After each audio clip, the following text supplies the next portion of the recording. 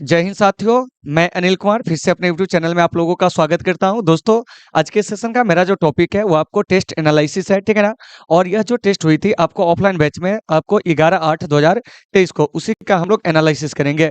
तो इसके अंतर्गत क्या है कि हम भौतिक भूगोल से जो है वो आपको 40 प्रश्नों का एनालिसिस करेंगे। इसके अलावे जो आपको क्या है कि जो हमारी पॉलिटी है उस पॉलिटी से जुड़ी हुई जो कुछ प्रश्न है उसका भी हम लोग इसमें एनालिसिस करेंगे। तो यह जो एनालिसिस है ना, ठीक है ना, यह आपको 11th 12th इसके अलावे जो कॉम्पिटिटिव एग्जाम की तैयारी करने वाले छात्र छात्राओं हैं उन सभी के लिए महत्वपूर्ण है। तो चलिए साथियों, आज के इस सेशन को शुरू करते हैं। और आज के सेशन का मेरा जो पहला प्रश्न है वो क्या है, इस पे हम लोग बात करते हैं। देखिए, कह रहा है कि भारत की स्थलीय सीमा की लंबाई जो है कितनी है। तो देखिए, कह रहा है 6100 किलोमीटर, फिर कह रहा है आपको 7516.5 किलोमीटर, फिर है 1200 किलोमीटर, उसके बाद है 15200 किलोमीटर। तो साथियों, इसका सही आंसर जो हो जाएगा ना वो आपको डी हो जाएगा। तो फिर यहाँ से एक बात आती है कि भारत की जो स्थलीय सीमा है वो आपको किन किन देशों से लगा हुआ है। तो इसके लिए आपको एक ट्रिक याद रखना है, और वह ट्रिक है साथियों क्या, कि आपको बचपन में एमबीए किया। देखिए, याद रखना है आपको कि बचपन में क्या किया, तो कहेंगे आपको एमबीए किया। यही आपको एक छोटा सा ट्रिक है, इसको आपको याद रखना है। तो फिर यहाँ से एक बात आती है, बस से जो हो जाएगा वो आपको क्या हो जाएगा। तो बस से साथियों हो जाएगा आपको बांग्लादेश, उसके बाद च से जो हो जाएगा वो आपको चीन, उसके बाद प से जो हो जाएगा वो आपको पाकिस्तान, और उसके बाद न से जो हो जाएगा वो आपको नेपाल। और ये जो में है ये साइलेंट में है, ठीक ना। इस एम से हो जाएगा आपको म्यांमार, और उसके बाद आपको बी से हो जाएगा भूटान, और ए से हो जाएगा अफगानिस्तान। तो देखिए, तो भारत जो है इन देशों के साथ जो है अपना स्थलीय सीमा जो है वो आपको साझा करता है। मतलब भारत के यह क्या है कि आपको स्थलीय पड़ोसी देश है। तो इसे आपको अच्छे से याद रखना। और इसमें पूछेंगे कि समुद्र तटीय सीमा रेखा की लंबाई जो है मुख्य भूमि से वो कितना है, तो 6100 किलोमीटर।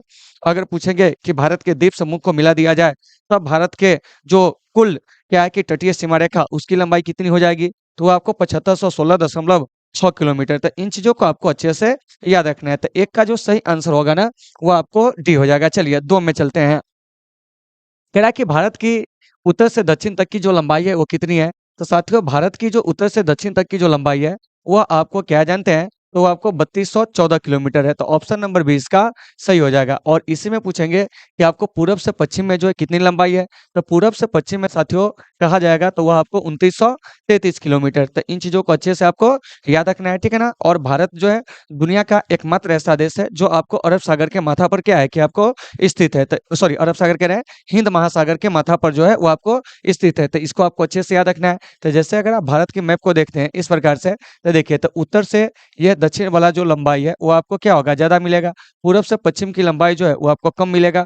तो उत्तर से जो दक्षिण की लंबाई है ना वो आपको कितना है जानते हैं, तो वो आपको 3214 किलोमीटर है, ठीक है ना। और इधर पूरब से पश्चिम का कहेंगे साथियों तो वो हो जाएगा आपको 2933 किलोमीटर हो जाएगा। तो इन चीजों को भी आपको अच्छे से याद रखना है। तो ऑप्शन नंबर जो बी है इसका साथियों वो आपको बिल्कुल क्या है कि आपको सही है। चलिए, अब चलते हैं अगले प्रश्न की ओर। क्या कह रहा है, कह रहा है कि भारत की क्षेत्रफल जो है विश्व के कुल भौगोलिक क्षेत्रफल का कितना है। तो साथियों, भारत का जो क्षेत्रफल है ना वह विश्व के कुल भौगोलिक क्षेत्रफल का जो है वो आपको 2.42% है। तो ऑप्शन नंबर 20 का सही हो जाएगा। तो फिर यहाँ से एक बात आएगी कि भारत का जो क्षेत्रफल है वो है कितना। तो साथियों, भारत का क्षेत्रफल 32,87,263 वर्ग किलोमीटर है। तो इसे याद रखिएगा, जो दुनिया के कुल क्षेत्रफल का मात्रा कितना है, तो 2.42% है। तो इसका ऑप्शन नंबर बी सही हो जाएगा। चलिए आगे क्या कह रहा है, कह रहा है कि भारत के कितने राज्य समुद्र के किनारे पर है। तो साथियों, भारत के जो 9 राज्य है वो आपको समुद्र के किनारे पर है। तो भारत के इस 9 राज्यों को आप दो वर्गों में बांटकर क्या करेंगे, अध्ययन करेंगे। तो दो वर्गों में बांटकर कैसे अध्ययन करेंगे, तो देखिए, तो भारत के जो कुछ राज्य है वो आपको समुद्र के किनारे है जो अरब सागर से लगा हुआ है, ठीक है ना। और कुछ जो है वो आपको बंगाल की खाड़ी से लगा हुआ है। तो इसी को हमें समझना है। तो जैसे देखिए, ये इस प्रकार का एक मैप हुआ, ठीक है ना। इधर जो है आपको अरब सागर, इधर जो हो गया बंगाल की खाड़ी। तो यहाँ पर हम सबसे पहले बात करते हैं कि अरब सागर से जो लगा है वो आपको कौन कौन लगा है।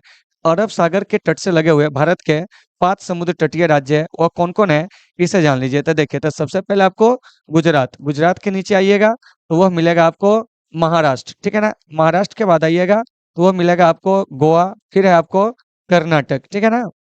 कर्नाटक के बाद आपको केरल। इसे आपको याद रखना है। इधर आइएगा बंगाल की खाड़ी से सटा हुआ में, ठीक है ना। तो देखिए, तो 6 इधर कर लीजिए, 7, उसके बाद आपको 8 और फिर 9। तो देखिए, तो इधर हो जाएगा आपको तमिलनाडु, क्योंकि हम लाइन से जो है आपको चल रहे हैं, मतलब ऐसे चल रहे हैं, पश्चिम से पूर्व की ओर चल रहे हैं, ठीक है ना। उसके बाद जो है आपको तमिलनाडु के बाद जो हो जाएगा वो आपको आंध्र प्रदेश, या इसी को कहते हैं हम लोग सीमांध्र। उसके बाद जो हो जाएगा आठवां, हो जाएगा आपको ओडिशा। क्या हो जाएगा? ओडिशा। और उसके बाद आपको पश्चिम बंगाल। तो आपके एग्जाम में क्वेश्चन कैसे पूछा जाएगा? क्वेश्चन इस प्रकार से पूछा जाएगा साथियों, देखिए कि आपको मतलब कि अरब सागर से के तट से भारत के कौन कौन से राज्य लगे हुए हैं, या पश्चिमी तट से, तो इस पांचों का नाम याद रखिएगा। और पूर्वी तट से कहेंगे तो तमिलनाडु, आंध्र प्रदेश, ओडिशा और पश्चिम बंगाल। तो इन सभी चीजों को साथियों आपको अच्छे से याद रखना है। तो ऑप्शन नंबर जो इसका सी है वो आपको बिल्कुल क्या है, सही हो जाएगा, ठीक है ना। चलिए अब चलते हैं 5 नंबर प्रश्न को। 5 नंबर प्रश्न हमारा क्या कह रहा है, इस पे हम लोग बात करते हैं। देखिए कह रहा है कि भारत तथा चीन के बीच सीमा बनाने वाली जो रेखा है वो आपको क्या है? तो साथियों भारत तथा चीन के बीच जो सीमा बनाने वाली जो रेखा है ना, वो आपको मैकमोहन रेखा है। और साथियों मैकमोहन रेखा जो है याद रखना कि यह भारत और किसके बीच है? तो आपको चीन के बीच है। फिर यहाँ से है रेड क्लिफ रेखा। तो साथियों ये जो रेड क्लिफ रेखा देख रहे हैं ना, यह किसके बीच है? तो यह आपको भारत और पाकिस्तान के बीच में है। तो इसे भी आपको अच्छे से याद रखना है। उसके बाद जो है अगला क्या जानते हैं? डुरंड रेखा, जो कि आपको भारत क्या है, भारत नहीं कहेंगे, यहाँ से हम कहेंगे पाकिस्तान और अफगानिस्तान के बीच में, ठीक है ना। तो इसे भी आपको अच्छे से याद रखना है, पाकिस्तान और अफगानिस्तान के बीच में यह रेखा जो है वो आपको है। तो इसे भी आपको ध्यान रखना है। चलिए उसके बाद जो हो जाएगा मेन रहीम रेखा। क्या है? मेन रहीम रेखा, ठीक है ना। तो यह आपको क्या है कि आपको पोलैंड और फिनलैंड के बीच में, जिसे आप बढ़िया से देख लीजिएगा, इसको बढ़िया से आपको एक बार देख लेना है, ठीक है ना। चलिए अब हम यहाँ से आगे चर्चा करते हैं कुछ चीजों के बारे में। जैसे देखिए कि ये जो रेड क्लिफ रेखा है इसका निर्धारण कब होता है? 1947 में। उसके बाद मैकमोहन रेखा का निर्धारण कब होता है? तो साथियों मैकमोहन रेखा का निर्धारण जो होता है यह आपको 1914 में। डुरंड रेखा का निर्धारण 1896 में। तो इन चीजों को आपको देख लेना है। और डुरंड रेखा जो था पहले वो आपको भारत और किसके बीच में था जानते हैं? तो आपको मतलब कि क्या कहते हैं, अफगानिस्तान के बीच में। लेकिन जब भारत से जो है वो आपको पाकिस्तान अलग हुआ, तो यह रेखा जो है आपको पाकिस्तान और अफगानिस्तान के बीच में हो गया। तो इस प्रश्न का जो सही आंसर हो जाएगा वो आपको बी हो जाएगा। इसे आप बढ़िया से देख लोगे, ठीक है ना। चलिए अब चलते हैं छठे नंबर प्रश्न को। छठा नंबर प्रश्न हमारा क्या कर रहा है, इस पे बात करते हैं। देखिए कह रहा है कि भारत तथा पाकिस्तान के बीच अंतर्राष्ट्रीय सीमा किसके द्वारा सीमांकित की गई है? तो साथियों भारत तथा पाकिस्तान के बीच में जो अंतर्राष्ट्रीय सीमा है ना, वह आपको रेड क्लिफ रेखा के द्वारा जो है सीमांकित की गई है, ठीक है ना। तो यहाँ से एक बात आएगी कि रेड क्लिफ रेखा का निर्धारण कब हुआ था? तो आपको अभी बताए थे 1900 कितना में, तो आपको 47 में। देखिए फिर यहाँ पर है मैगिनोट रेखा। तो याद रखिएगा कि मैगिनोट रेखा जो है साथियों जर्मनी और फ्रांस के बीच में है, ठीक है ना। तो इससे आपको बढ़िया से देख लेना है। उसके बाद है आपको रेड क्लिफ रेखा भी बताया, भारत और पाकिस्तान के बीच में, ठीक है ना। फिर आपको डुरंड रेखा अफगानिस्तान और आपको पाकिस्तान के बीच में। मैकमोहन रेखा जो कि आपको भारत और क्या जानते हैं कि चीन के बीच में। तो ये मैकमोहन रेखा है कहाँ, ये भी तो पूछा जाएगा। तो ये जो मैकमोहन रेखा है साथियों, यह आपको अरुणाचल प्रदेश में। कहाँ है? अरुणाचल प्रदेश में। तो इन चीजों को आपको बढ़िया से याद रखना है कि मैकमोहन रेखा कहाँ है, तो क्या कहेंगे? अरुणाचल प्रदेश में। तो उम्मीद है साथियों कि आपको ये सारे चीजें होंगे समझ में आ गए होंगे। चलिए अब हम चलते हैं अगले प्रश्न की ओर, लेकिन उससे पहले इसका सही आंसर जो हो जाएगा वो आपको सी हो जाएगा। चलिए अगला क्या, निम्नलिखित में से किस देश के साथ भारत की अंतर्राष्ट्रीय सीमा नहीं लगती? मतलब यहाँ से आपसे क्वेश्चन पूछा जा रहा है कि भारत की अंतर्राष्ट्रीय सीमा किस देश के साथ जो है वो आपको नहीं लगती है। तो साथियों भारत की जो अंतर्राष्ट्रीय सीमा है ना वो श्रीलंका के साथ नहीं लगती। तो ऑप्शन नंबर डी जो हो जाएगा वो आपको सही हो जाएगा। बाकी इधर जो देख रहे हैं पाकिस्तान, बांग्लादेश, भूटान, इस सब से जो है हमारा स्थलीय सीमा जो है वो आपको लगा हुआ। और पाकिस्तान से जो है भारत के 2 केंद्र शासित प्रदेश और 3 राज्य जो है वो आपको सटे हुए थे। देखिए तो पाकिस्तान के साथ जो सीमा बनाने वाले जो आपको राज्य और केंद्र शासित प्रदेश है उसके बारे में थोड़ा सा हम लोग जान लेते हैं, ठीक है ना। तो देखिए सबसे पहले हो जाएगा आपको एक लद्दाख जो कि आपको केंद्र शासित प्रदेश है।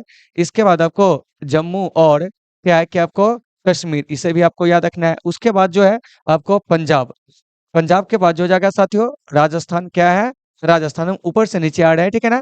उसके बाद जो हो जाएगा एक राज्य और है जो आपको हो जाएगा क्या जानते हैं, तो अब हो जाएगा गुजरात। क्या है? गुजरात। तो देखिए तो यह 3 राज्य और 2 जो है आपको केंद्र शासित प्रदेश, मतलब यूटी जो है वो आपको पाकिस्तान के साथ सीमा बनाती है। फिर यहाँ से बात आएगा कि बांग्लादेश के साथ भारत के कौन कौन राज्य सीमा बनाती है, ये भी तो पूछा जाएगा। तो साथियों बांग्लादेश के साथ आइएगा तो यहाँ पर भी आपको 5 राज्य मिलेंगे। सबसे पहले आपको पश्चिम बंगाल। क्या है? पश्चिम बंगाल, ठीक है ना। फिर आपको पश्चिम बंगाल के बाद आइएगा तो आपको असम। क्या है? असम मिलेंगे। असम के बाद आपको मेघालय। फिर है आपको त्रिपुरा। क्या है? त्रिपुरा। और त्रिपुरा के बाद जो है साथियों वो हो जाएगा आपको पांचवा वो हो जाएगा आपको मिजोरम। तो देखिए ये 5 जो आपको राज्य है, यह आपको क्या करता है कि आपको मतलब बांग्लादेश के साथ सीमा बनाती है। तो इस सबको आपको अच्छे से याद रखना होगा। इस सबका कोई ट्रिक व्रिक नहीं होता है, ट्रिक से कभी भी मत पढ़िएगा। इसको भारत का मानचित्र जो है आप अपने दिमाग में बैठा के रखेंगे, सारे चीज आपको सही से याद हो जाएंगे। फिर यहाँ से बात आती है कि भूटान। तो भूटान की सीमा जो है भारत के किन राज्यों से लगती है, इस पे थोड़ा सा हम लोग चर्चा करेंगे। तो देखिए, तो भूटान के बारे में अगर हम बात करते हैं तो इसमें जो सबसे पहले हो जाएगा वो आपको क्या हो जाएगा। तो देखिए, तो इसको याद रखना, असम क्या है, असम। असम के बाद जो हो जाएगा क्या हो जाएगा, तो आपको पश्चिम बंगाल क्या है, पश्चिम बंगाल। और उसके बाद जो हो जाएगा आपको एक और क्या कहते हैं, सिक्किम क्या है, सिक्किम। और अरुणाचल प्रदेश क्या है, अरुणाचल प्रदेश। तो ये जो आपको 4 राज्य जो देख रहे हैं, ये आपको भूटान की सीमा से क्या है कि आपको लगा हुआ है। तो आपके एग्जाम में क्वेश्चन ये भी पूछ दिया जाएगा कि इनमें से कौन सा राज्य जो है भूटान की सीमा से नहीं सटा हुआ। इस प्रकार से प्रश्न पूछे जाएंगे, तो आप इसे बढ़िया से देख लीजिएगा। तो ये जो 7 नंबर प्रश्न है ना, इसका सही आंसर जो हो जाएगा वो आपको क्या हो जाएगा जानते हैं, तो आपको डी हो जाएगा। बाकी चीज आप इसे बढ़िया से देख लीजिएगा, ठीक है ना। स्क्रीनशॉट लेना है तो स्क्रीनशॉट जल्दी से इसका ले लीजिए, फिर हम आगे बढ़ेंगे, ठीक है ना। अच्छा, और आप लोगों को क्लास कैसी लग रही है, जरूर अपना फीडबैक जो है देंगे। चलिए आगे चलते हैं। क्या कराएं, निम्नलिखित में से किस भारतीय राज्य की समुद्र तटीय सीमा सबसे छोटी है। तो देखिए, तो सबसे छोटी समुद्र तटीय सीमा कहेंगे तो हो जाएगा आपको गोवा का, ठीक है ना। और सबसे लंबी जो समुद्र तटीय सीमा कहेंगे तो हो जाएगा आपको गुजरात का। तो अगर आपसे क्वेश्चन पूछा जाए कि भारत में सबसे लंबी जो आपको समुद्र तटीय राज्य है वो कौन है, तो कहेंगे गुजरात। जिसकी सीमा रेखा की जो आपको लंबाई है, क्या है, लंबाई है, वो कितना है, तो आपको 1663 किलोमीटर जो है लगभग है, ठीक है ना। तो इसे आपको अच्छे से याद रखना है। सबसे छोटी अगर समुद्र तटीय सीमा कहेंगे तो वो हो जाएगा आपको गोवा का। तो ऑप्शन नंबर ए इसका सही हो जाएगा। बाकी इधर जो देख रहे हैं केरल, उड़ीसा, पश्चिम बंगाल, ये सब जो है आपको समुद्र से सटा हुआ है। तो यहाँ पर एक जीके थोड़ा सा स्ट्रॉन्ग कर लीजिए आप लोग। देखिए कि गोवा और केरल ये जो है आपको पश्चिम तट से सटा हुआ है। किससे सटा हुआ है, पश्चिम तटीय राज्य है, ठीक है ना। बाकी इधर जो देख रहे हैं उड़ीसा, पश्चिम बंगाल, ये आपको पूर्वी तट से क्या है कि आपको लगा हुआ है। तो इस प्रश्न का जो सही आंसर होगा वो आपको ए हो जाएगा, ठीक है ना। पूर्वी तट करने का मतलब हुआ बंगाल की खाड़ी, पश्चिमी तट करने का मतलब हुआ कि आपको अरब सागर। तो उम्मीद है कि आपको ये सारी चीज समझ में आ गए होंगे, ठीक है ना। अब चलिए, अब चलते हैं हम 9 नंबर प्रश्न में। क्या कह रहा है, भारत की सबसे लंबी अंतर्राष्ट्रीय सीमा किस देश के साथ लगती है। तो साथियों, भारत की जो सबसे लंबी अंतर्राष्ट्रीय सीमा है वो आपको बांग्लादेश के साथ लगती है। कितना, तो लगभग आपको 4096 किलोमीटर। वहीं आपको चाइना के साथ जो है 3488 किलोमीटर के आसपास जो है वो आपको लगती है, ठीक है ना। वहीं पाकिस्तान के साथ अगर हम बात करते हैं तो वो आपको 3000 प्लस किलोमीटर जो है वो आपको इसके साथ लगती है। नेपाल के साथ वो आपको 1600 से 1700 किलोमीटर लगती है। तो यहाँ पर सबसे लंबी अंतर्राष्ट्रीय सीमा पूछा जा रहा है तो वो हो जाएगा आपको किसके साथ जानते हैं, बांग्लादेश के साथ। तो ऑप्शन नंबर डी जो है आपको बिल्कुल क्या हो जाएगा कि आपको सही हो जाएगा। तो देखिए, तो यहाँ से एक चीज याद रखिएगा कि नेपाल के साथ भारत के कौन कौन से राज्य जो है वो आपको सटे हुए हैं। तो देखिए, तो नेपाल के साथ अगर हम बात करते हैं तो इसमें सबसे पहले हो जाएगा आपको उत्तराखंड, क्या हो जाएगा, उत्तराखंड। फिर हो जाएगा आपको उत्तर प्रदेश, इसे भी आपको याद रखना है। उत्तर प्रदेश के बाद आओ कभी मोरे बिहार में भाई साहब, हो जाएगा आपको बिहार, क्या है, बिहार। उसके बाद जो हो जाएगा पश्चिम बंगाल, क्या हो जाएगा, पश्चिम बंगाल। उसके बाद जो हो जाएगा आपको सिक्किम हो जाएगा, क्या हो जाएगा, सिक्किम, ठीक है ना। तो ये जो देख रहे हैं आप 5 राज्य है, यह आपको क्या है जानते हैं, तो आपको नेपाल के साथ जो है वो आपको लगा हुआ है। तो इसे आपको अच्छे से याद रखना है, ठीक है ना। फिर हम आगे किसी प्रश्न में चीन के साथ लगे हुए जो आपको भारतीय राज्य होंगे उस पर भी हम लोग क्या करेंगे, चर्चा करेंगे और धीरे धीरे सबको क्लियर कर लेंगे। तो 9 का जो सही आंसर हो जाएगा वो आपको डी हो जाएगा। चलिए 10 में कह रहा है कि भारत का क्षेत्रफल जो है वो आपको कितना है। तो साथियों, भारत का जो क्षेत्रफल है ना वो आपको कितना है, इस पे हम लोग बात करते हैं। तो देखिए, भारत का क्षेत्रफल 32,87,263 वर्ग किलोमीटर है। जो दुनिया के कुल क्षेत्रफल का जो है वो आपको कितना है जानते हैं, तो 2.42% है। मतलब हमारे पास जो क्षेत्रफल है दुनिया का वो मात्र 2.42% है और आबादी जो है लगभग वो आपको 18% है। तो इसे आपको अच्छे से याद रखना है। तो ये जो देख रहे हैं ना आप, कितना नंबर प्रश्न जानते हैं, आपको 10 नंबर। इसका सही आंसर सी हो जाएगा। चलिए आगे चलते हैं, क्या कर रहा है, देखिए कह रहा है कि दो देशांतर रेखाओं के बीच की दूरी निम्न में से किस नाम से जानी जाती है। तो भाइयों, दो देशांतरों के बीच की जो दूरी होती है ना उसको हम लोग गोरे के नाम से जानते हैं। और दो देशांतरों के बीच की जो दूरी है वो आपको 111 किलोमीटर जो है वो आपको होती है। इस बात को आपको अच्छे से याद रखना है। तो देशांतर रेखा हम कहते हैं किसको? तो देखिए उत्तरी ध्रुव और दक्षिण ध्रुव को मिलाने वाली जो काल्पनिक रेखा होती है उसको हम लोग क्या कहते हैं? तो आपको देशांतर रेखा कहते हैं। और देशांतर रेखा के द्वारा हम लोग समय का क्या करते हैं कि आपको मापन करते हैं। तो 11 का सही आंसर आपको बी हो जाएगा। इसे आपको अच्छे से देख लेना है। और पूछेंगे कि दो अक्षांशों के बीच की दूरी को क्या कहते हैं? तो मेरे भाई दो अक्षांशों के बीच की दूरी को जो है ना वह हम आपको जोन कहते हैं। क्या कहते हैं? जोन कहते हैं। इस बात को आपको अच्छे से याद रखना है। और दो अक्षांशों के बीच की दूरी कितनी होती है? तो लगभग आपको 111 किलोमीटर। तो उम्मीद है कि आप इसे समझ गए होंगे। तो इस प्रश्न का जो सही आंसर होगा वो आपको बी हो जाएगा। चलिए अब चलते हैं 12 नंबर प्रश्न में। देखिए क्या कह रहा है। कह रहा है कि एक देशांतर से दूसरे देशांतर के बीच कितना समय अंतराल जो है वो आपको होता है। तो साथियों एक देशांतर से दूसरे देशांतर के बीच जो समय अंतराल होता है वो आपको 4 मिनट का होता है। तो ऑप्शन नंबर ए इसका सही हो जाएगा। यानी कहने का मतलब हुआ कि आपको जो पृथ्वी है क्या है, यानी कि पृथ्वी है वो 24 घंटे में जो होती है वो 360 डिग्री देशांतर घूमती है, ठीक है ना। तो 1 घंटे में कितना घूमेगा? तो वह आपको यानी कि 360 बटा कितना कर दीजिएगा 24। तो वह आपको लगभग हो जाएगा कितना लगभग क्या 15 डिग्री देशांतर हो जाएगा। तो 1 घंटा में 15 डिग्री देशांतर। तो इसका मतलब हो गया क्या जानते हैं कि आपको पृथ्वी को 1 डिग्री देशांतर पार करने में कितना समय लगता है? तो वो हो जाएगा आपको 4 मिनट। क्या हो जाएगा? 4 मिनट। कैसे? तो देखिए तो 15 डिग्री देशांतर बराबर 60 मिनट। क्या है? 60 मिनट। अब इसको काट दीजिए, ठीक है ना। तो काटिएगा तो कितना हो जाएगा बताइए तो। ये 15 डिग्री है, ठीक है ना। अब देखिए अब इसको काटिएगा तो 15 चौका 60 मतलब कि 1 डिग्री बराबर कितना था आपको 4 मिनट। क्या है?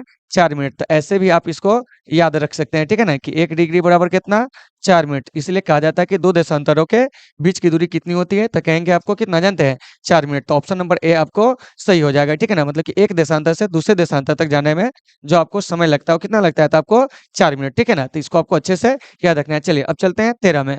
क्या कह रहा है कि वह अक्षांश रेखा जिस पर सदैव दिन और रात की अवधि समान रहती है वो क्या है? तो वो हो जाएगा आपको भूमध्य रेखा। तो ऑप्शन नंबर ए इसका सही हो जाएगा। और भूमध्य रेखा कहते हैं किसको? तो 0 डिग्री अक्षांश रेखा को हम लोग भूमध्य रेखा कहते हैं, ठीक है ना। और यह पृथ्वी को समान दो भागों में क्या करती है कि आपको बांटती है। तो ऑप्शन नंबर जो इसका क्या है साथियों ए, वो बिल्कुल सही हो जाएगा। कर्क रेखा तो 23.5 डिग्री आपको उत्तरी अक्षांश है। क्या है? उत्तरी अक्षांश है, ठीक है ना। कहाँ जानते हैं? तो आपको उत्तरी गोलार्ध में। इसे आपको याद रखना है। मकर रेखा ये आपको 23.5 डिग्री आपको दक्षिणी अक्षांश है। कहाँ? तो आपको दक्षिणी गोलार्ध में। तो इन चीजों को आपको अच्छे से याद रखना है। तो कर्क रेखा किसको कहते हैं? तो 23.5 डिग्री उत्तरी अक्षांश रेखा को कर्क रेखा और 23.5 डिग्री आपको क्या है दक्षिणी अक्षांश रेखा को मकर रेखा कहते हैं। तो इन बातों को अच्छे से आपको याद रखना है। तो इसका सही आंसर जो हो जाएगा वो आपको ए हो जाएगा। चलिए आगे।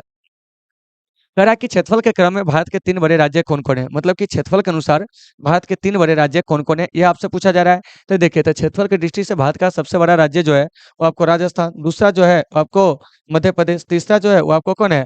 महाराष्ट्र है। तो इसका सही आंसर जो हो जाएगा वो आपको ए हो जाएगा। तो इसे आप बढ़िया से देख लीजिएगा। चलिए अब चलते हैं हम लोग अगले प्रश्न की ओर, ठीक है ना। तो इस प्रश्न में कहीं से कोई दिक्कत नहीं होनी चाहिए, ठीक है ना। चलिए अब चलते हैं नेक्स्ट। क्या कह रहा है? कह रहा है कि कौन सा राज्य उत्तरी मतलब उत्तरी पूर्वी राज्य की 7 बहनों का भाग नहीं है। तो साथियों उत्तर पूर्वी राज्य में आपको 8 राज्य आते हैं। कितने राज्य आते हैं? 8 राज्य। पहले चीज याद रखिएगा, ठीक है ना। तो उसमें कौन कौन आता है? तो देखिए तो इसमें आपको एक मेघालय भी है, अरुणाचल प्रदेश भी है, त्रिपुरा भी है, ठीक है ना। लेकिन पश्चिम बंगाल नहीं आता। तो इसीलिए इसका सही आंसर जो हो जाएगा वो आपको क्या हो जाएगा? बी हो जाएगा। तो देखिए तो उत्तर पूर्वी राज्य के अंतर्गत कौन कौन राज्य आते हैं थोड़ा सा इसे हम लोग जान लेते हैं। देखिए तो एक तो सबसे पहले आपको अरुणाचल प्रदेश। क्या है? अरुणाचल प्रदेश। एक चीज ये हो जाएगा। चलिए दूसरा जो हो जाएगा वो आपको क्या हो जाएगा? तो याद रखिएगा वो हो जाएगा आपको नागालैंड। क्या है? नागालैंड। चलिए और तीसरा जो हो जाएगा वो हो जाएगा आपको मणिपुर। क्या हो जाएगा? मणिपुर। चलिए चौथा हो जाएगा वह आपको मिजोरम। पांचवा राज्य याद रखेंगे वो हो जाएगा आपको त्रिपुरा। छठा जो है वो आपको असम। क्या है? असम। और उसके बाद जो सातवां हो जाएगा साथियों वो हो जाएगा आपको मेघालय। उसके बाद आपको आठवां जो हो जाएगा वो हो जाएगा कौन सा? जानते हैं तो वो आपको सिक्किम। क्या है? सिक्किम। तो भारत के जो आपको 7 वनों के राज्य जो है, ठीक है ना? उस 7 वनों के राज्य किस-किस राज्यों को कहा जाता है, यह जान लीजिए, ठीक है ना? तो देखिए, तो ऊपर का जो ये सातों है ना, इससे भारत में क्या होता है कि आपको 7 वनों का राज्य कहा जाता है और ऐसा कहने वाले जो व्यक्ति थे, वो थे पत्रकार ज्योति प्रसाद सैकिया। तो इन चीज़ों को आपको अच्छे से याद रखना है। तो ऑप्शन नंबर जो इसका क्या है जानते हैं कि जो बी है, वह बिल्कुल सही हो गया है, ठीक है ना? तो साथियों, ये सारे चीज़ आपके एग्ज़ाम में पूछे जाते हैं, तो आप इसे बढ़िया से याद रखेंगे। चलिए, अब हम चलते हैं 16 नंबर में क्या कह रहा है? भूमध्य रेखा से उत्तर या दक्षिण किसी दिए गए स्थान की कोणीय दूरी जो है, वो आपको क्या कहलाती है? तो देखिए, तो भूमध्य रेखा से उत्तर या दक्षिण किसी दिए गए स्थान की जो कोणीय दूरी होती है ना, वो आपको अक्षांश कहलाती है। क्या कहलाती है? अक्षांश कहलाती है। मतलब कि आपसे यह वाला जो है, जैसे देखिए ये 0 डिग्री अक्षांश है, ये भूमध्य रेखा है और यह जो आपको रेखा है उत्तर और दक्षिण में, इसी के बारे में पूछा जा रहा है। तो इसको हम लोग क्या कहते हैं? तो इसको हम लोग कहते हैं अक्षांश रेखा। क्या कहते हैं? अक्षांश रेखा, ठीक है ना? तो इसका सही आंसर जो हो जाएगा, वो आपको क्या हो जाएगा? सी हो जाएगा। चलिए नेक्स्ट क्या कह रहा है? कह रहा है कि पृथ्वी के उत्तरी एवं दक्षिणी ध्रुव को मिलाने वाली रेखा क्या कहलाती है? तो अभी बताए थे कि पृथ्वी के उत्तरी और दक्षिणी ध्रुव को जो मिलाने वाली रेखा है साथियों, वह जो कहलाती है ना, वो आपको देशांतर रेखा कहलाती है और देशांतर रेखाओं की संख्या कितनी है? तो वह आपको 360 है। तो इस बात को आपको अच्छे से क्या करना है? याद रखना है कि देशांतर रेखाओं की संख्या कितनी है? तो कहेंगे 360 है। तो उम्मीद है कि आप इन सारे चीजों को समझ गए होंगे। चलिए, अब हम चलते हैं 18 नंबर प्रश्न में क्या कह रहा है? कह रहा है कि पृथ्वी 1 घंटा में कितना देशांतर घूम लेती है? तो साथियों, पृथ्वी जो है 1 घंटा में जो है ना, वो आपको 15 डिग्री देशांतर जो है घूमती है। इस प्रश्न पर अभी हम थोड़ा देर पहले चर्चा किए थे, तो आप इसे बढ़िया से देख लीजिएगा। तो 15 का जो सही आंसर हो जाएगा ना, सॉरी, कह रहे हैं 18 का, वो आपको बी हो जाएगा। चलिए 19 में क्या कह रहा है?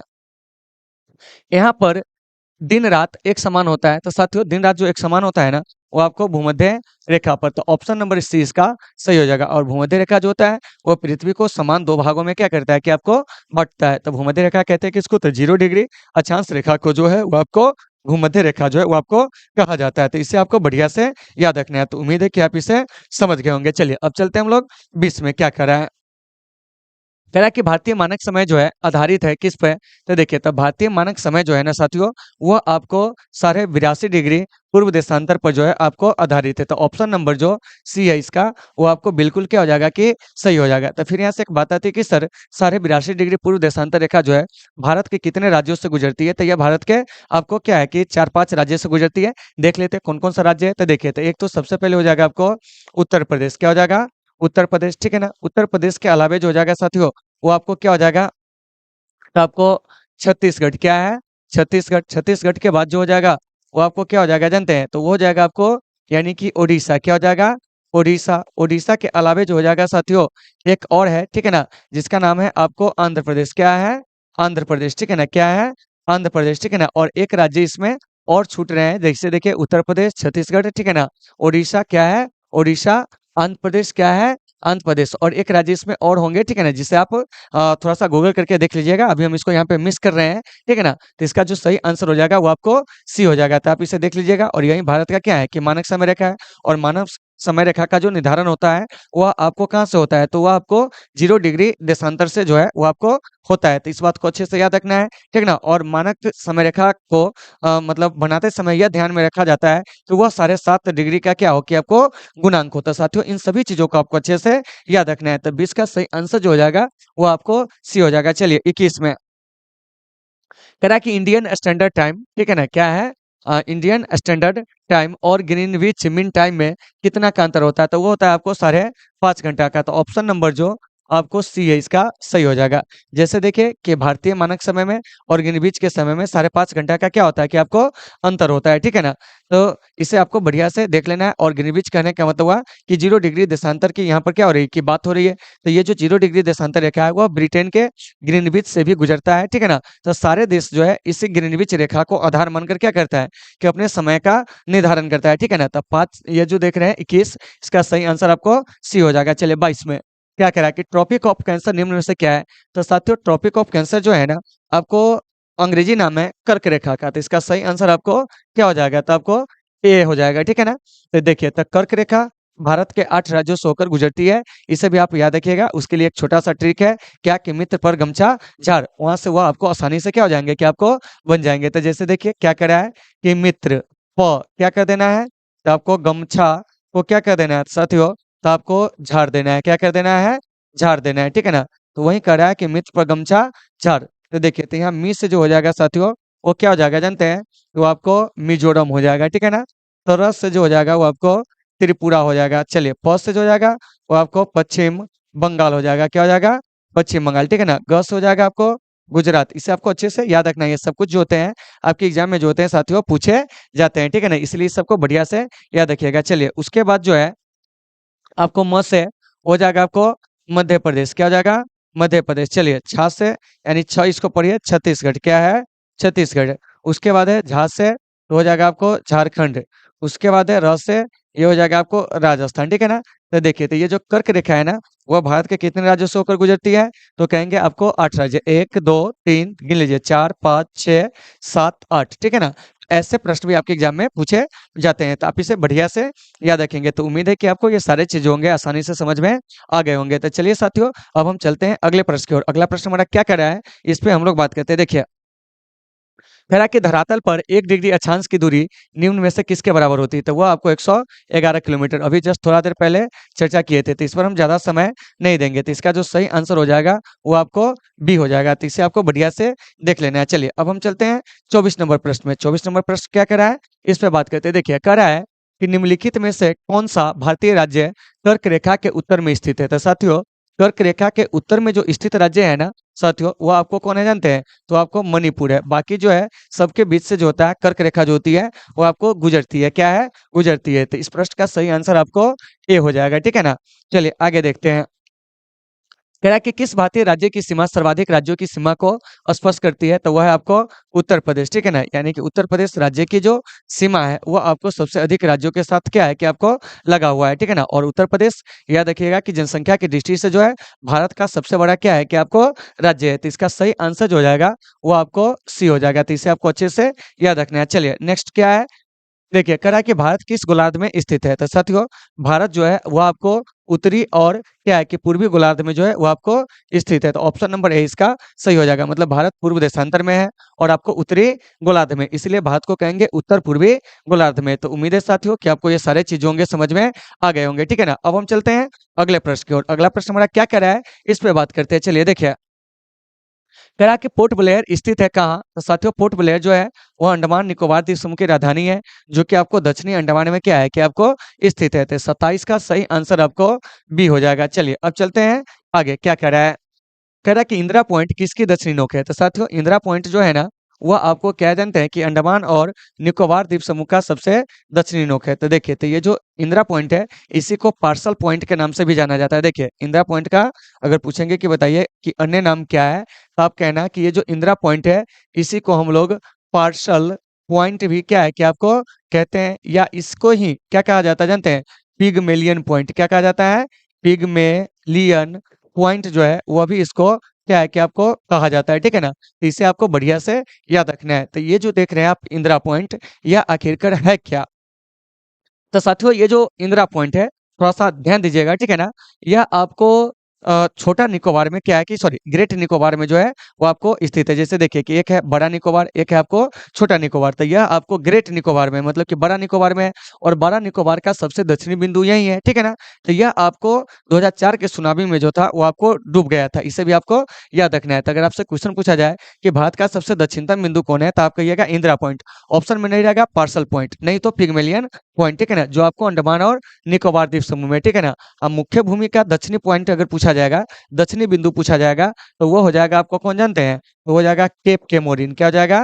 केप केमोरिन, ठीक है ना? तो ये जो केप केमोरिन है, ठीक है ना? यह आपको है कहाँ? तो यह आपको तमिलनाडु में, ठीक है ना? जिसको आप लोग कन्याकुमारी के नाम से भी जानते हैं। तो मुख्य भूमि कहने का मतलब क्या हुआ?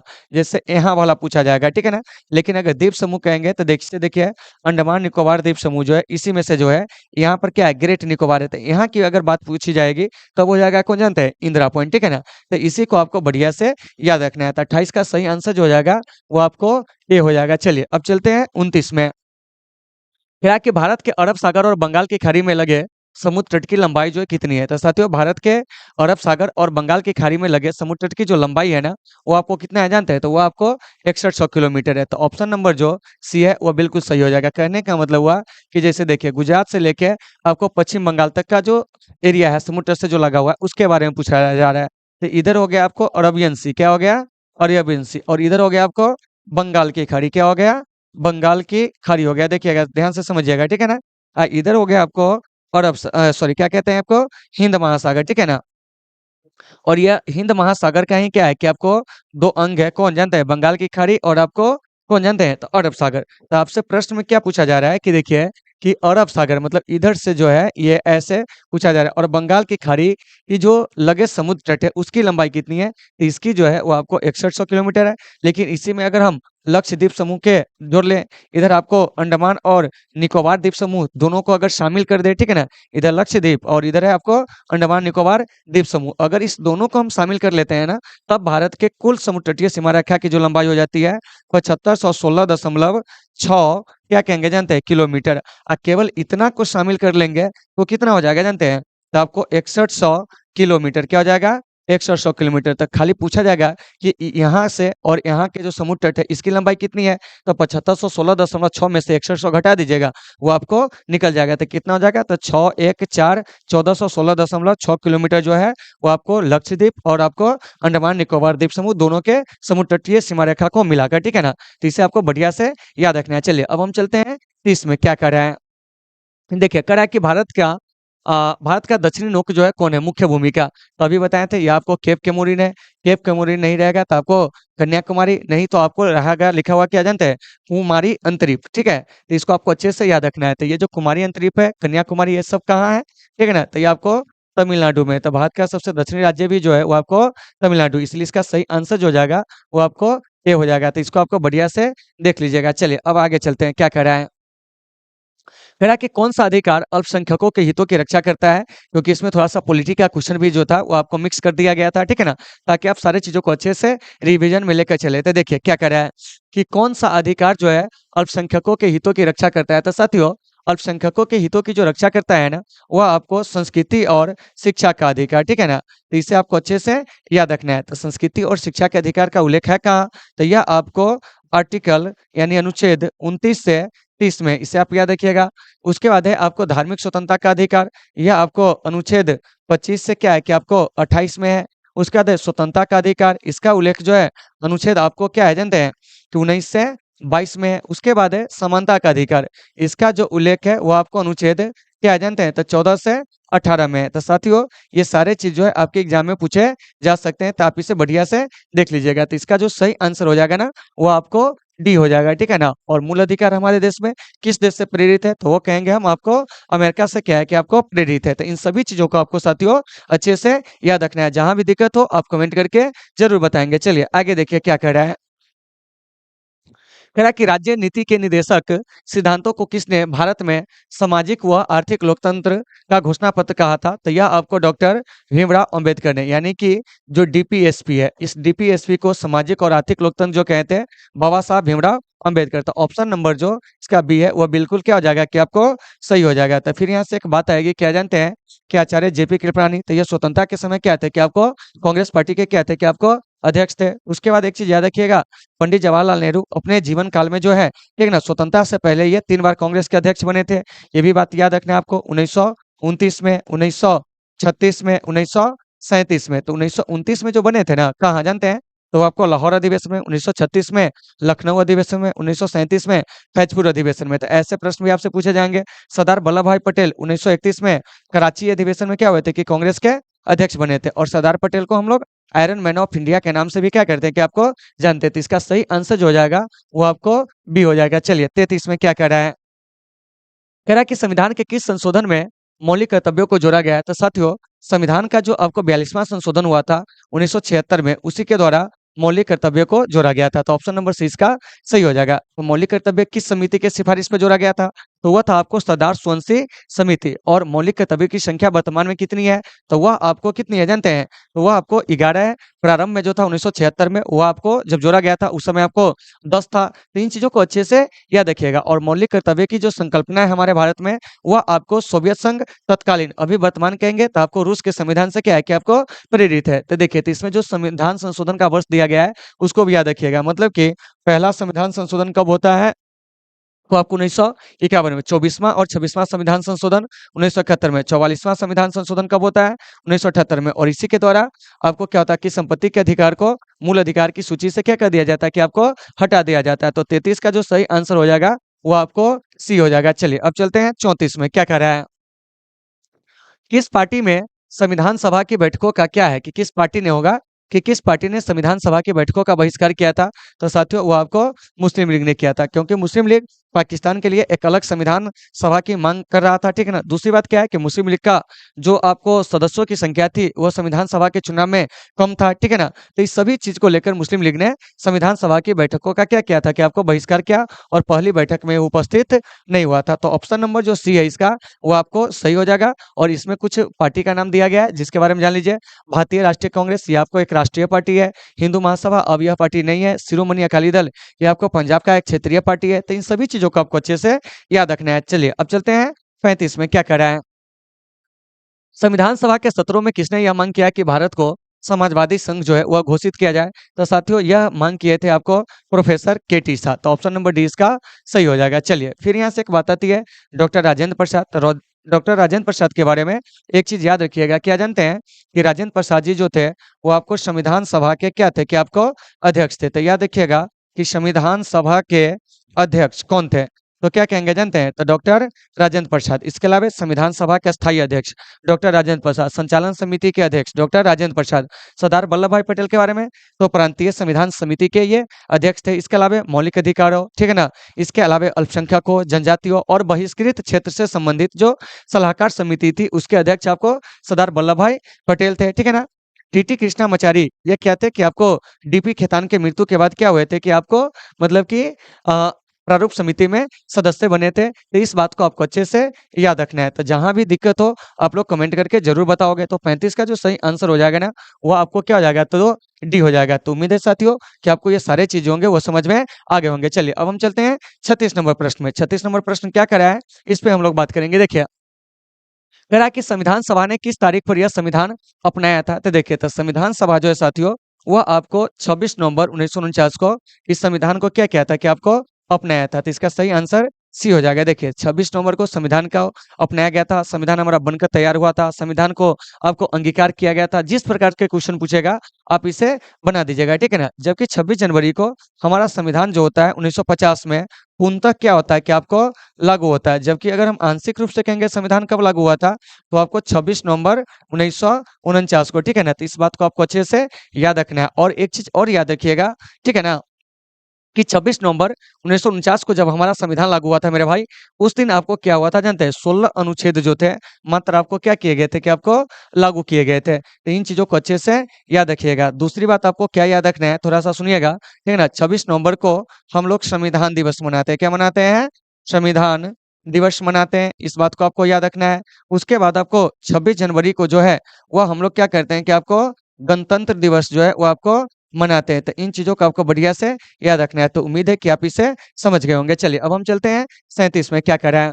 करा कि संविधान सभा ने किस तारीख को अपना काम शुरू किया था? तो साथियों संविधान सभा जो है 9 दिसंबर 1946 को अपना काम जो था क्या किया था कि आपको शुरू किया था। तो इसमें बहुत सारे डेट है, सभी डेट के बारे में थोड़ा सा जान लेते हैं। संविधान सभा की पहली बैठक जो होती है 9 दिसंबर 1946 को, और इसी दिन संविधान सभा के जो अस्थायी अध्यक्ष जो होते हैं वो आपको डॉक्टर सच्चिदानंद सिन्हा जो होते हैं वो आपको चुने जाते हैं। तो साथियों इसे आपको अच्छे से याद रखना है। उसके बाद है 15 अगस्त 1947, इस दिन हमारा देश जो होता है साथियों वो आपको आजाद होता है। उसके बाद है आपको 26 जनवरी 1950, इस दिन हमारा संविधान जो होता है पूर्णतः लागू होता है। तो 37 का सही आंसर आपको ए हो जाएगा। चलिए 38 में कह रहा है कि कोंकण तट जो है कहाँ तक विस्तृत है? तो साथियों कोंकण तट जो है वो आपको क्या है कि गोवा से लेके आपको दमन तक जो है वो आपको विस्तृत है, ठीक है ना। यानी कि यह आपको पश्चिमी समुद्र तट का जो है वो आपको मैदानी हिस्सा है, ठीक है ना। जो आपको गोवा से क्या है कि दमन तक जो है वो आपको विस्तृत है। तो इसे आपको बढ़िया से याद रखना है। तो इसका सही आंसर जो हो जाएगा वो आपको सी हो जाएगा। चलिए उसके बाद कोंकण तट के बाद आएंगे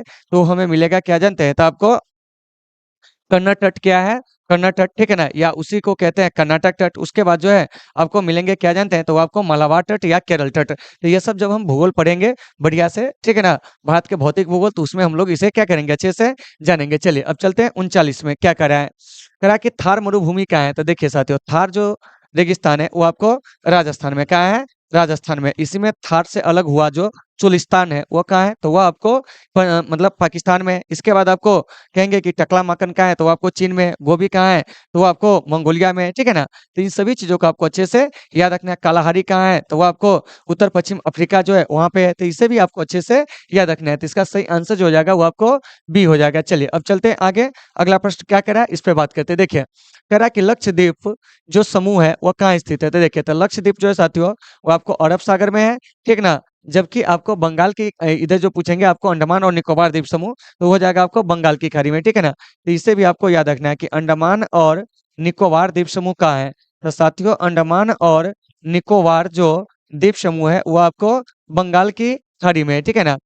और इधर पूछेंगे लक्षद्वीप, तो ये कहिएगा अरब सागर में। तो देखिए तो यहाँ से एक चीज याद रखिएगा, क्या जानते हैं कि अंडमान और निकोबार द्वीप समूह और इसके अलावा आपको लक्षद्वीप, यह भारत में जो है क्या जानते हैं, तो आपको दो द्वीप समूह है। तो इसे आपको अच्छे से याद रखना है। तो 40 का जो सही आंसर हो जाएगा वो आपको क्या हो जाएगा जानते हैं, तो यह आपको ए हो जाएगा। चलिए 41 में क्या कर रहा है, किसने कहा कि मौलिक अधिकारों वाला भाग हमारे संविधान की अंतरात्मा है। तो देखिए साथियों मौलिक अधिकारों वाला भाग को हमारे संविधान की जो अंतरात्मा कहते हैं वो आपको पंडित जवाहरलाल नेहरू ने। तो ऑप्शन नंबर डी इसका सही हो जाएगा। और इसी में पूछेंगे कि आपको अनुच्छेद 32 को जो है संविधान की आत्मा जो है किसने कहा था, तो वह आपको बाबा साहब भीमराव अंबेडकर ने। तो इन चीजों को अच्छे से आपको याद रखना है। और के एम मुंशी, इनका पूरा नाम कन्हैयालाल मणिकलाल मुंशी है और ये आपको प्रारूप समिति के क्या थे, कि आपको सदस्य थे। डॉक्टर बी आर अम्बेडकर प्रारूप समिति के अध्यक्ष थे, ठीक है ना। और इनका जो संविधान सभा में आपको क्या होता है, पुनः जो निर्वाचन होता है वो आपको मुंबई के पुणे सीट से होता है। इसे भी आप याद रखिएगा।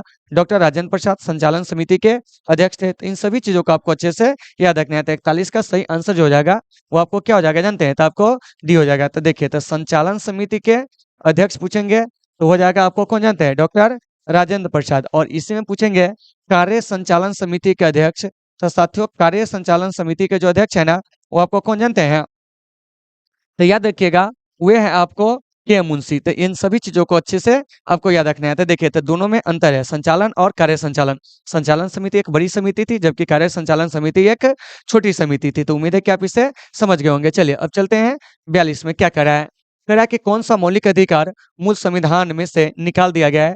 तो साथियों मूल संविधान में से जो है ना वो आपको संपत्ति का अधिकार जो है उसे निकाल दिया गया। तो ऑप्शन नंबर जो बी है इसका सही हो जाएगा। तो संपत्ति के अधिकार को आपको कब निकाल दिया गया था, 1978 में। किस संशोधन द्वारा, तो आपको 44 में संशोधन के द्वारा। तो इन चीजों को आपको अच्छे से याद रखना है। तो वर्तमान में जो मौलिक अधिकार है इसकी संख्या जो है वो आपको कितनी है, मौलिक अधिकार के प्रकारों की संख्या, तो वो आपको 6 है। और प्रारंभ में जो था 7 प्रकार के मौलिक अधिकार दिए गए थे, अभी जो है 6 प्रकार के। तो इन चीजों को आपको अच्छे से याद रखना है। तो इस जो प्रश्न देख रहे हैं आप 42 नंबर, इसका जो सही आंसर हो जाएगा साथियों वो आपको क्या हो जाएगा जानते हैं, वो आपको बी हो जाएगा। चलिए अब चलते हैं 43 में। करा कि निम्नलिखित में से कौन सा बृहत वृत्त का उदाहरण है। तो साथियों बृहत वृत्त का उदाहरण अगर पूछेगा तो हो जाएगा आपको भूमध्य रेखा। तो ऑप्शन नंबर सी इसका सही हो जाएगा। और 0 डिग्री अक्षांश रेखा को हम लोग भूमध्य रेखा कहते हैं, इस बात को याद रखना है। कर्क रेखा 23.5 डिग्री आपको उत्तरी अक्षांश रेखा है, जबकि मकर रेखा जो है 23.5 डिग्री आपको दक्षिणी अक्षांश रेखा है, ठीक है ना।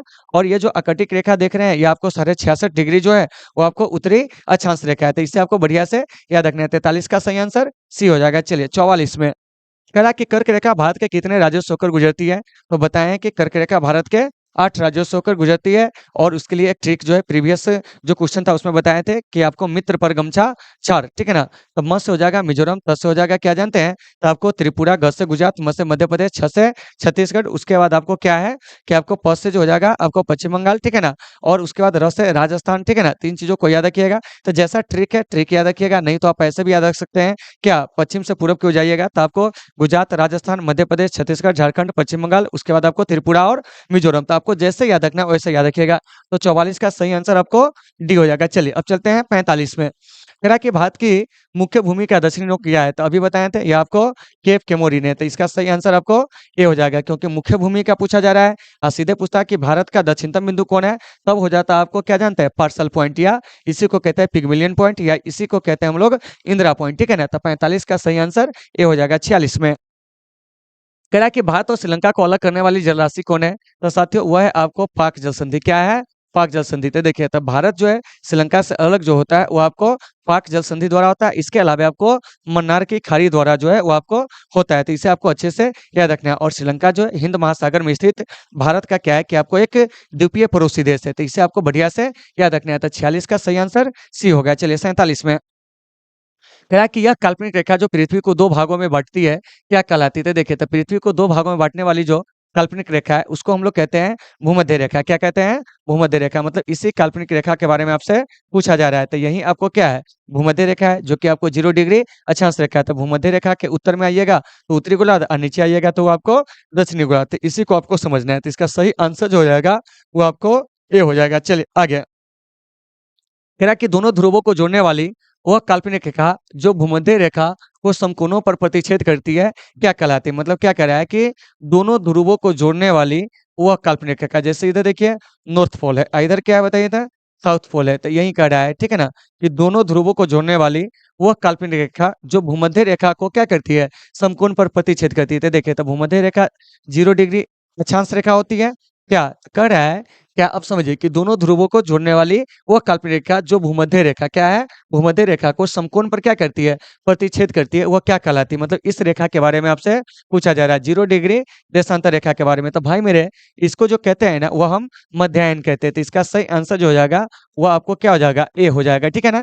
तो इसे आपको बढ़िया से याद रखना है, यानी कि 0 डिग्री अक्षांश रेखा को ही प्रधान मध्यायन रेखा जो है वो आपको कहा जाता है। तो उम्मीद है साथियों कि आपको ये सारे चीज होंगे समझ में आ गए होंगे। तो 48 का सही आंसर ए हो जाएगा। चलिए 49 में कह रहा है कि कुल अक्षांशों की संख्या जो है कितनी है। तो देखिए, अक्षांशों की संख्या 180 और देशांतरों की संख्या कहेंगे तो वो आपको 360, ठीक है ना। तो इसे आपको बढ़िया से याद रखना है। तो ऑप्शन नंबर सी इसका सही हो जाएगा। चलिए आगे क्या कह रहा है?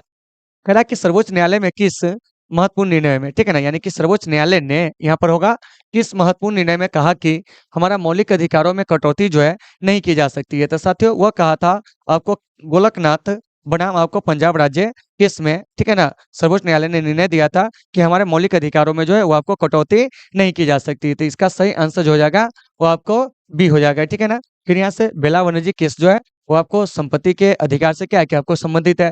केशवानंद भारती बनाम केरल राज्य केस में कहा गया था कि संसद जो है संविधान के मूल ढांचे को बदल या बिगाड़ नहीं सकता है। उसके बाद है मंडल केस, जो कि आपको इसमें क्या था कि ओबीसी को जो आरक्षण मिला था 27%, ठीक है ना, उसी पर क्या है कि सर्वोच्च न्यायालय ने अपना फैसला सुनाया था, जिसमें आरक्षण की तय सीमा जो थी वो आपको 49.5% जो था वो आपको किया था, ठीक है ना। तो इस बात को अच्छे से याद रखना है। तो 50 का सही आंसर आपको बी हो जाएगा। चलिए आगे क्या करा है? कह रहा है कि किस अनुच्छेद में अस्पृश्यता यानी कि छुआछूत का जो है वो आपको उन्मूलन किया गया, यह पूछा जा रहा है। तो साथियों छुआछूत का उन्मूलन जो है अनुच्छेद 17 में जो है वो आपको किया गया। तो डी इसका सही हो जाएगा। तो फिर यहाँ से एक बात आएगी कि सर अनुच्छेद 14 में क्या है? तो इसमें कहा गया कि सभी लोग जो है कानून के समान जो है क्या है कि आपको बराबर है, यानी कानून के समक्ष समानता का अधिकार जो है दिया गया है। इसके अलावा कुछ लोगों के कानून के समक्ष जो है वो आपको क्या संरक्षण भी है। तो ये सब अनुच्छेद 14 में है। अनुच्छेद 15 धर्म लिंग, ठीक है ना, इसके अलावा क्षेत्र आदि के आधार पर भेदभाव नहीं किया जा सकता है। अनुच्छेद 16 में कहा गया है कि लोक नियोजन में जो है आपको क्या होगा कि सबको जो है समान अवसर दिया जाएगा। तो इसका जो सही आंसर हो जाएगा वो आपको डी हो जाएगा। तो इसे आपको बढ़िया से देख लेना है। चलिए तो 52 में चलते हैं। क्या कह रहा है? कह रहा है कि हमारे देश में दास्ता की मनाही जो है, ठीक है ना, कौन सी मौलिक अधिकार में समाहित है। मतलब यहाँ पे आंसर हो जाएगा कौन सी, क्या हो जाएगा? कौन सी मौलिक अधिकार में क्या है समाहित है।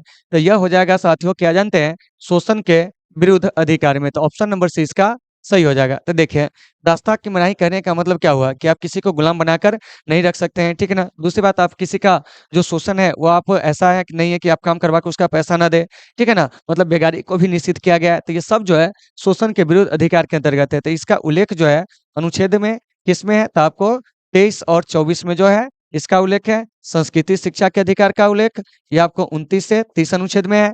स्वतंत्रता के अधिकार का जो उल्लेख है वो आपको अनुच्छेद 19 से 22 में है। समानता के अधिकार का उल्लेख जो है अनुच्छेद 14 से 18 में है। तो इस सभी आर्टिकल को आपको अच्छे से याद रखना है। तब 52 का सही आंसर जो हो जाएगा वो आपको सी हो जाएगा। और आप लोगों को समझ में आ रही है या नहीं आ रही है, आप लोग जरूर बताएंगे। देखिए अगला प्रश्न कर रहा है कि वर्तमान में हमारे संविधान में कुल कितने मौलिक कर्तव्य अभी बताए थे, तो वो आपको 11 मौलिक कर्तव्य, ठीक है ना। और 1976 में जब जोड़ा गया था सदास्वंशी समिति की रिपोर्ट के आधार पर, तो उसमें जो था आपको 10 था, ठीक है ना। तो ये जो आपको 11वां मौलिक कर्तव्य है वह है कि आपको माता पिता या अभिभावक जो होंगे 6 से 14 वर्ष तक के बच्चों के लिए जो है वो आपको शिक्षा जो है क्या करेगा कि उसकी व्यवस्था करेगा, ठीक है ना। यही बात कही गई है। तो 11वां मौलिक कर्तव्य में, तो इसका सही आंसर जो हो जाएगा वो आपको क्या हो जाएगा, बी हो जाएगा। और मौलिक कर्तव्य किस देश से लिए गए हैं, तो वो आपको रसिया के संविधान से जो है वो आपको प्रेरित है। तो इस बात को अच्छे से याद रखना है। चलिए अब चलते हैं 54 में, क्या कह रहा है। कह रहा है कि संविधान सभा का अध्यक्ष कौन था। तो साथियों संविधान सभा का जो अध्यक्ष था ना वो आपको डॉक्टर राजेंद्र प्रसाद, ठीक है ना। जबकि संघीय शक्ति समिति के अध्यक्ष कहेंगे तो आपको जवाहरलाल नेहरू, प्रारूप समिति के अध्यक्ष तो आपको डॉक्टर बी आर अम्बेडकर, कार्य संचालन समिति के अध्यक्ष तो आपको के एम मुंशी। तो इन सब चीज को आपको अच्छे से याद रखना है। लेकिन हम यहाँ पर इसको लिख देते हैं ताकि आपको दिक्कत नहीं हो, ठीक है ना। पूछेंगे कि बताइए कार्य संचालन समिति के अध्यक्ष कौन थे, तो आप क्या कहोगे, तो कहेंगे साथियों आपको K M Munshi, doctor B R Ambedkar, या आपको प्रारूप समिति के क्या थे कि आपको अध्यक्ष थे। चलिए उसके बाद है जवाहरलाल नेहरू, ये है आपको संघीय संविधान समिति। तो साथियों इसे भी आपको अच्छे से याद रखना है, ठीक है ना। संघीय शक्ति समिति सबके जो अध्यक्ष थे कौन थे जानते हैं, तो आपको जवाहरलाल नेहरू जी। और डॉक्टर राजेंद्र प्रसाद संचालन समिति के क्या थे कि आपको अध्यक्ष थे, संविधान सभा के अध्यक्ष थे। तो उम्मीद है कि आप इसे समझ गए होंगे। तो 54 का सही आंसर जो हो जाएगा वो आपको एप्पल हो जाएगा, यानी कि ए। चलिए अब चलते हैं 55 में। कह रहा है कि 1946 में गठित हमारी संविधान सभा में देशी रियासतों के कुल कितने स्थान दिए गए थे, तो वो आपको 93। देखिए टोटल सीट जो था वो आपको 389 था। देखिए टोटल सीट कितना था, 389। अब इस 389 सीट को दो भागों में बांट दीजिए, 296 ब्रिटिश भारत से और 93 आपको देशी रियासत को। अब इसको भी दो भागों में बांट दीजिए, 292 जो है ब्रिटिश प्रांत से और 4 जो था वो आपको चीफ कमिश्नरी क्षेत्र से। तो जैसे पूछा जाएगा आप इसे बना दीजिएगा। तो क्वेश्चन कैसे पूछा जाएगा इसे भी समझिए। आपसे ये क्वेश्चन पूछा जाएगा कि 1946 में गठित संविधान सभा में कुल कितने सदस्य होने थे, 389, एक सदस्य 10 लाख की जनसंख्या पर, ठीक है ना। चलिए जिसमें से ब्रिटिश भारत से कितने आने थे, 296, देशी रियासत से कितना, 93। चलिए उसके बाद पूछेंगे प्रांतों से कितना आना था, 292 और चीफ कमिश्नरी क्षेत्र से कितना, तो आपको 4 था। जैसा क्वेश्चन पूछा जाएगा आप उसका आंसर वैसे दे दीजिएगा। तो 55 का सही आंसर आपको सी हो जाएगा। चलिए अब चलते हैं 56 में। क्या कह रहा है, किसने कहा था कि यदि कोई संविधान, ठीक है ना, अपनी जनता के जीवन उद्देश्य व आकांक्षाओं के अनुरूप नहीं है तो वह अधीन है, यदि वह इन लक्ष्यों को पूरा नहीं करता है तो वह जनता को नीचे गिराता है। तो यह कहे थे आपको जवाहरलाल नेहरू जी। तो यह कथन कारण है, तो इस पर हम क्या समझाएं, तो ऑप्शन नंबर जो बी है इसका वो आपको सही हो जाएगा। चलिए अब चलते हैं 57 में। क्या कर रहा है इस पर चर्चा करेंगे। देखिए कह रहा है कि डॉक्टर बी आर अम्बेडकर किस समिति के अध्यक्ष थे, तो अभी बताएं भाई मेरे कि डॉक्टर बी आर अम्बेडकर जो है वो आपको प्रारूप समिति या उसी को कहते हैं ड्राफ्टिंग कमेटी या उसी को कहते हैं मसौदा समिति या उसी को कहते हैं पांडुलेखन समिति के क्या थे कि आपको अध्यक्ष थे। उसके बाद है संघ शक्ति समिति, इसके जवाहरलाल नेहरू, ठीक है ना। संघ संविधान समिति, इसके भी जवाहरलाल नेहरू। और प्रांतीय संविधान समिति इसके जो थे आपको कौन जानता है, सरदार वल्लभ भाई पटेल। तो इन सभी चीजों को आपको अच्छे से याद रखना है। किसके अध्यक्ष कौन थे जरा सा यहाँ पे जान लीजिए, क्योंकि आपके एग्जाम में ये सब पूछे जाते हैं, ठीक है ना। इसके अध्यक्ष जो थे वो आपको जवाहरलाल नेहरू जी, ठीक है ना।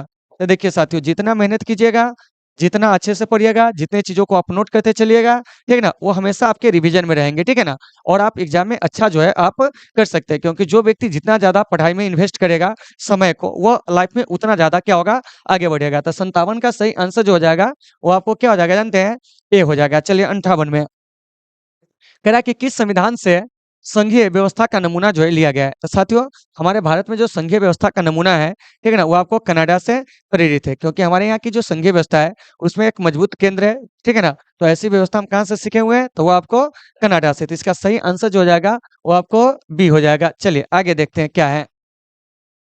कह रहा है कि किस योजना की सिफारिश पर भारतीय संविधान सभा का गठन किया गया था, तो यह था साथियों कैबिनेट मिशन योजना। और कैबिनेट मिशन योजना भारत कब आती है, तो याद रखिएगा 24 मार्च कितना को जानते हैं, 1946 को। और कैबिनेट मिशन योजना में 3 सदस्य होते हैं, इसे भी आपको याद रखना है। वो 3 सदस्य कौन कौन होते हैं, तो देखिए एक है आपको पैथिक लॉरेंस, ठीक है ना। तो इसे आपको याद रखना है कि एक कौन है, देखिए याद रखिएगा पैथिक, ठीक है ना, लॉरेंस। एक है आपको ए बी अलेक्जेंडर, क्या है, ए बी अलेक्जेंडर, ठीक है ना। तो इसे भी आपको याद रखना है, ए बी अलेक्जेंडर। उसके बाद एक जो है सर स्टेफर्ड, क्या है कि आपको क्रिप्स, ठीक है ना? तो इसे भी आपको बढ़िया से देख लेना है, ठीक है ना? 3 गो सदस्य देख लीजिए, इसका नाम हम बोल दे रहे हैं, ठीक है ना? Pethick Lawrence, A V Alexander, sir Stafford Cripps, ठीक है ना? तो कैबिनेट मिशन में यही 3 गो क्या था कि आपको सदस्य आया था और इसके जो अध्यक्ष थे वो आपको पैथिक लॉरेंस थे, तो इसे बढ़िया से देख लीजिएगा। और इसी कैबिनेट मिशन योजना का जो उद्देश्य था, भारत में संविधान सभा का गठन करना और आपको अंतरिम सरकार का गठन करना था। हमारी जो संविधान सभा है ना, वो आपको कैबिनेट मिशन योजना के आधार पर ही क्या हुई थी कि गठित हुई थी। तो 59 का सही आंसर आपको सी हो जाएगा। चलिए 60 में क्या कर रहा है?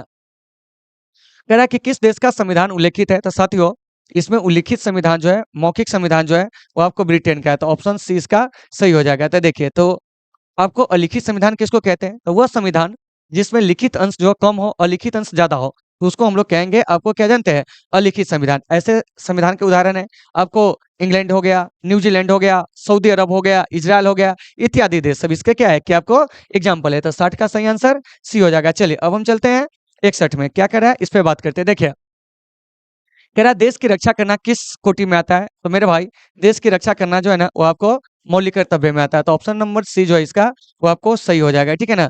देश की रक्षा करना, राष्ट्रगान का आदर करना, ठीक है ना? आपको जीवन में उत्तमता को प्राप्त करना, ये सभी जो है आपको मौलिक कर्तव्य है, ठीक है ना? सरकारी संपत्ति को नुकसान न पहुंचाना, पर्यावरण की रक्षा करना, वन्य जीवों का संरक्षण करना, ये सब जो है आपको मौलिक कर्तव्य है, ठीक है ना? तो ऑप्शन नंबर सी इसका सही हो जाएगा। चलिए, कह रहा है कि नागरिकों की मौलिक स्वतंत्रताओं पर प्रतिबंध लगाए जा सकते हैं, किंतु उनके औचित्यकरण का निर्धारण कौन करता है? तो ये आपको न्यायपालिका करता है। तो इसका सही आंसर आपको डी हो जाएगा। और ये जो देख रहे हैं मौलिक अधिकारों पर जो आपको प्रतिबंध लगाए जाने की जो प्रेरणा है भारत में, वह आपको जर्मनी के वेमर संविधान से क्या है कि आपको प्रेरित है। और यह शक्ति जो दिया गया है किसको? तो आपको राष्ट्रपति को, ठीक है ना? लेकिन उसका औचित्यकरण जो करेंगे वह हमारी न्यायपालिका करेगी। तो ऑप्शन नंबर डी इसका सही हो जाएगा। चलिए अब चलते हैं 63 में। देखिए क्या कह रहा है कि 2002 के 86वें संविधान संशोधनों, ठीक है ना, के तहत क्या है कि राज्य किनके लिए अपने कानून द्वारा निःशुल्क व अनिवार्य शिक्षा की व्यवस्था करेगा? तो वह आपको 6 से 14 वर्ष तक के बच्चों के लिए। तो ऑप्शन नंबर बी इसका सही हो जाएगा। तो यहाँ से एक प्रश्न आ गया कि 86वां संविधान संशोधन कब हुआ था?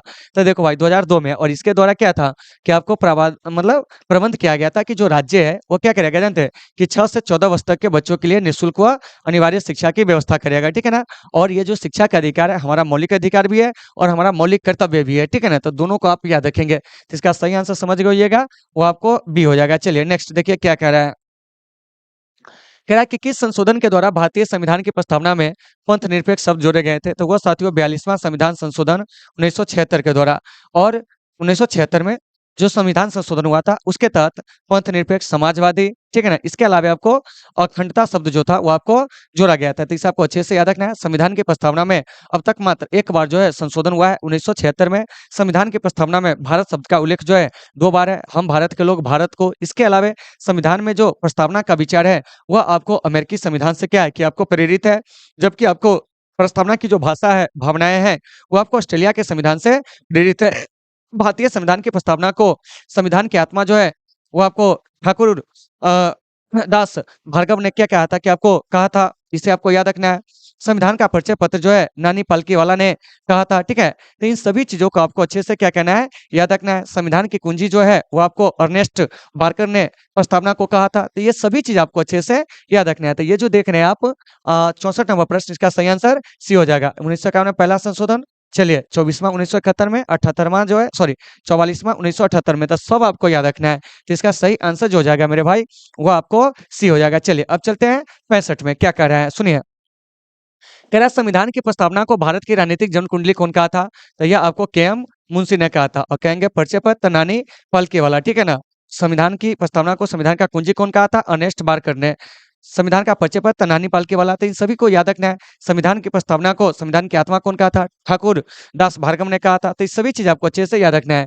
देश की आजादी के समय कांग्रेस के अध्यक्ष कौन थे? तो आचार्य जे.बी. कृपलानी थे। तो इन सब बात को अच्छे से याद रखिएगा। तो इसका सही आंसर डी हो जाएगा। चलिए अब चलते हैं 66 में। कह रहा है कि संविधान के किन प्रावधानों को न्याय मान्य ठहराया गया है? तो यह आपको मौलिक अधिकार, क्योंकि जब भी आपके मौलिक अधिकार का हनन होगा तो आप डायरेक्ट जो है सुप्रीम कोर्ट में जा सकते हैं अनुच्छेद 32 के तहत, जबकि आप उच्च न्यायालय में जा सकते हैं अनुच्छेद 226 के तहत। तो इसमें जो न्याय मान्य है ना, वो आपको मौलिक अधिकार है, ठीक है ना? राज्य की नीति निर्देशक तत्व या राज्य के इच्छा के ऊपर है, ठीक है ना, वो लागू करे या ना करे, ठीक है ना? मौलिक कर्तव्य जो है इसको जबरदस्ती जो है आपको लागू नहीं कराया जा सकता, जबरदस्ती किसी व्यक्ति को मानने के लिए बाध्य नहीं किया जा सकता है। तो इसका सही आंसर जो हो जाएगा वो आपको ए हो जाएगा। चलिए 67 में कह रहा है स्वतंत्रता पूर्व काल में किस दस्तावेज में नागरिकों के मौलिक अधिकारों का स्पष्ट वर्णन मिलता है? तो वह जो मिलता है मेरे भाई वो आपको 1928 की नेहरू रिपोर्ट में। तो इसका सही आंसर जो हो जाएगा वो आपको बी हो जाएगा, ठीक है ना। तो नेहरू रिपोर्ट जो है किसके द्वारा तैयार किया गया था? तो आप याद रखिएगा कि नेहरू रिपोर्ट जो है वो आपको पंडित मोतीलाल नेहरू के द्वारा आपको तैयार किया गया था। क्यों तैयार किया गया था? तो आपको साइमन कमीशन के विरोध के बाद जो हमें चुनौती मिली थी उस चुनौती से निपटने के लिए। तो इसका सही आंसर आपको सी हो जाएगा, ठीक है ना। सॉरी, सी कहते हैं, बी हो जाएगा। आगे चलिए, अगला क्या कह रहा है? कह रहा है संविधान के तीसरे भाग में दिए गए मौलिक अधिकारों में किसका वर्णन जो है आपको नहीं मिलता है? देखिए, में किसका वर्णन नहीं मिलता है, यहाँ पे थोड़ा ये होगा तो हो जाएगा आपको क्या जानते हैं, धर्म का अधिकार, समान काम का अधिकार। तो इसका सही आंसर हो जाएगा ऑप्शन नंबर सी, क्योंकि समान काम का जो अधिकार है वो आपको मौलिक अधिकार नहीं है, ठीक है ना। तो इसे आपको अच्छे से याद रखना है। और मौलिक अधिकार का उल्लेख कहाँ है? तो भाग क्या कहेंगे जानते हैं, 3 में। और मौलिक अधिकार की जो संकल्पना है भारतीय संविधान में कहाँ से प्रेरित है? तो आप कहिएगा कि सर वह जो है आपको अमेरिका से क्या है कि आपको प्रेरित है, ठीक है ना। और भाग 3 को संविधान की मैग्ना कार्टा जो है वो आपको कहा जाता है। तो उम्मीद है कि आप इसे समझ गए होंगे। चलिए अब चलते हैं 69 में, सॉरी 69 कहते हैं, हाँ 69 में क्या कह रहा है कि किसी कार्य को अविलंब कराने के लिए न्यायालय से कौन से विशेष लेख जारी करने की याचिका की जा सकती है? वह है आपको परमादेश लेख। देखिए कि आपको रिट जारी करते हैं आपको मौलिक अधिकार के हनन में होने पर सर्वोच्च न्यायालय और उच्च न्यायालय। तो ये दोनों जो है 5 प्रकार के रिट जारी करते हैं। तो अनुच्छेद 32 के तहत जो है सर्वोच्च न्यायालय 5 प्रकार के रिट जारी करते हैं, जिसमें से किसी कार्य को अविलंब कराने के लिए जो होता है वो आपको क्या होता है जानते हैं कि आपको परमादेश लेख जारी जो होते हैं वो आपको किए जाते हैं। तो ऑप्शन नंबर ए इसका सही हो जाएगा। तो अनुच्छेद 32 के तहत सर्वोच्च न्यायालय रिट जारी करते हैं, अनुच्छेद 226 के तहत जो है वो आपको उच्च न्यायालय जारी करते हैं, ठीक है ना। तो इसे आपको बढ़िया से याद रखना है। चलिए अब हम चलते हैं 70 नंबर प्रश्न में। क्या कह रहा है कि किस मौलिक अधिकार को भारतीय संविधान का हृदय व आत्मा कहा जाता है? तो वह है आपको संवैधानिक उपचारों का अधिकार। और इसका वर्णन जो है अनुच्छेद 32 में। तो अनुच्छेद 32 को संविधान की जो आत्मा कहते हैं ना, ठीक है ना, वह आपको कौन कहते हैं जानते हैं? तो बाबा साहब भीमराव अंबेडकर ने, ठीक है ना। तो 70 का सही आंसर जो हो जाएगा वो आपको डी हो जाएगा। तो उम्मीद है साथियों कि आपको ये सारे चीजें होंगे समझ में आ गए होंगे, ठीक है ना। तो आप लोगों को क्लास कैसी लगी आप लोग अपना फीडबैक जो है जरूर देंगे, ठीक है ना। तो चलिए साथियों आज की इस क्लास को हम लोग यहीं पे विराम देते हैं। मिलेंगे आपसे कल एक बेहतर क्लास के साथ। लेकिन उससे पहले एक चीज जान लीजिए कि अगर आपको इसका टेस्ट मॉडल जो है प्राप्त करना है तो आप हमारे टेलीग्राम चैनल अनिल आर्ट्स में क्या करेंगे, ज्वाइन कर लेंगे। वहां से आपको क्या होगा कि सारे चीज जो है वो आपको मिल जाएंगे। चैनल का पूरा नाम है अनिल आर्ट्स क्लासेज सीतामढ़ी, तो आप उसे वहां से देख लीजिएगा। तो चलिए साथियों आज की क्लास को यहीं पे हम लोग विराम देते हैं। मिलेंगे कल एक बेहतर क्लास के साथ। जब तक के लिए आप सबों से सुविधा, take care all of you.